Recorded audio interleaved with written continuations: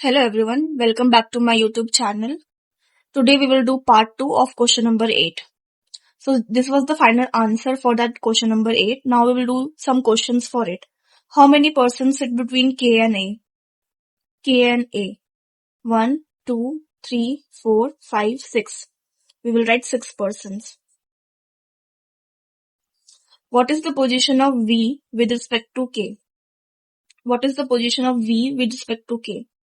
1, 2, 3. Third to the left.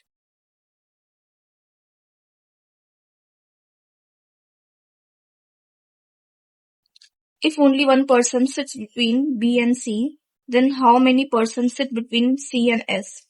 B and C. If only one person sits between B and C, then how many persons sit between C and S? 1, 2, 3, 4, 5, 6. 6 persons.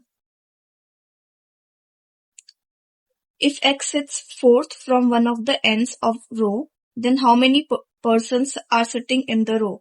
If X sits fourth from one of the ends, X sits fourth. 1, 2, 3. Here in this diagram, X is sitting on third.